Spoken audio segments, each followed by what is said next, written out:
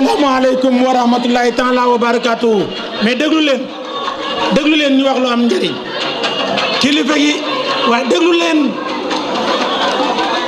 maa ngi leen di ñaan ngeen déglu kilifa gi dafay ñëw xat lool xam ngeen ba mu départ rek léegi fu mel nii rek la am mbooloo mu ko teeru nii waaye mbooloo mi nekk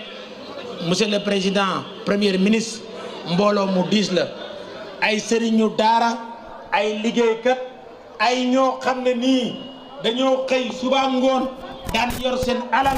yor seeni oto di la xeexal te xamoo leen waaye nag réew mi taxoon ñu di ko def te ñoo nekk fii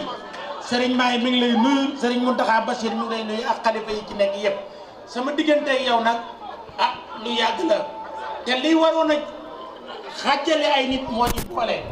la muus ak janax doon wax naan fa ñu dajee dafa xam ba xamante wuñ waaye contrôle fiscal lañ daje woon man caa nekk ay noon nga taxaw ci taxawaay bu rafet boo xam ne nii taxawaay bu dëgg la ba yàlla def ma naw la ci nga naw ma ci ñu ànd di wax ci daara di dox ci daara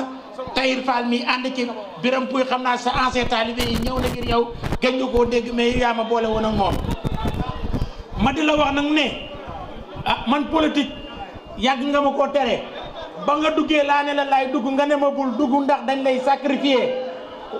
dama laa topp nag te muy dëgg ndax lañ ma ci xamale kus néew sax yàqal nañ ma ci rey waaye léegi amatuma droit bañ a taxaw ci sa gannaaw foo taxaw ma taxaw fa ndax leen yéen ñëpp xam ngeen ne 2022 bi élection locale di am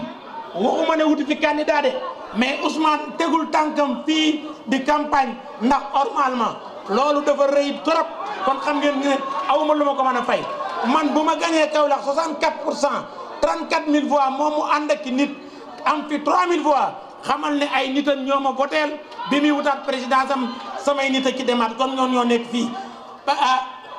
monsieur le premier ministre Kaolack nag dafa nekk dëkk boo xam dañ ko yàgg sàggane léegi lay compter y a 16 premiers ministres du Sénégal 16 les 9 ils viennent de Kaolack mais Kaolack nag amul dara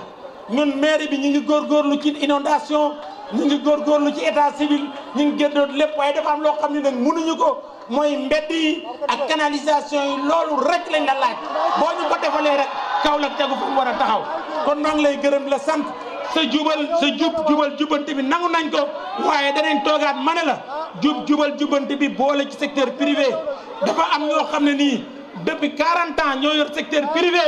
ay milliards di ci génn ñu téye ko xale yi nga xam ne ñooy fay impôt di rayante mënuñ ci jot boole ko ci biir boobu da nga économiser ci sa budget prix de 400 milliards je pouvais te le prouver nga renforcer chambre de commerce yi ñu defal la sa liggéey yàlla na la yàlla may nga am 80% ci résultat bi yóbbu du Sénégal ba 2050 ndax ba ma nee man 25 ans laa leen wóolu ci Sénégal dama ko wax pour bëgg la waaye damaa gëm ne réew kenn mënu ko defar ci 5 ans ci 10 ans 25 ans mooy maturité mu am Chine mu am Rwanda mu am Corée jërëjëf. voilà dégg ngeen discours bi nga xamante ne Serigne Mboup tenir na ko à la président Serigne Mboup liggéey moo la boole Seydina Ousmane mu sell mi ngeen mun a ànd tey ci Sénégal madame Tall kaay le temps kaay très bien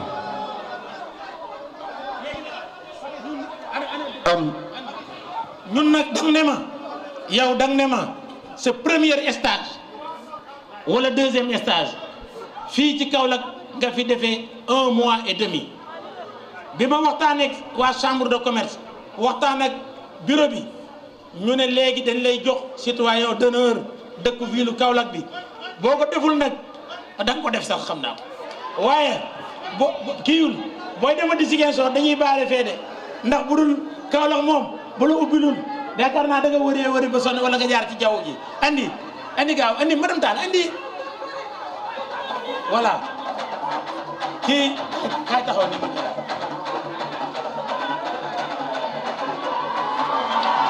kii mooy symbole Kaolack mooy gerte d'or ñu jox la ko dégg nga waa Kaolack tere leen la ko voilà waaw caabi dëkk baa ngi nii yaa ko tijji man sax yaa may tijjil voilà caabi dëkk baa ngi nii voilà diplôme citoyen d'honneur am nañ ci foire nag international ba fi am FICA premier ministre l'habitude moo ko daan tijji mois de janvier lay am danañ la invité nga ñëwal ñu ci incha allah taxaw ci jëlaali fa li nga war a jël incha allah jërëjëf. ko noonu muy monsieur le premier ministre di le leader de l'Pastef Ousmane Sonko moom moo fas yéene daal di def discours am jël na li nga xamante ne moom mooy cadeau. Merci beaucoup. Merci. Du 23 janvier au 9 février 2025. dañu jot kaddu gi ba 9 février 2025 ca complexe du cœur de ville bu Kaolack 9e édition bu foire internationale au Kaolack FICA. Événement majeur au cœur de l'économie sénégalaise et ouest-africaine se déroulant au prestigieux complexe du cœur de ville de la ville de Kaolack.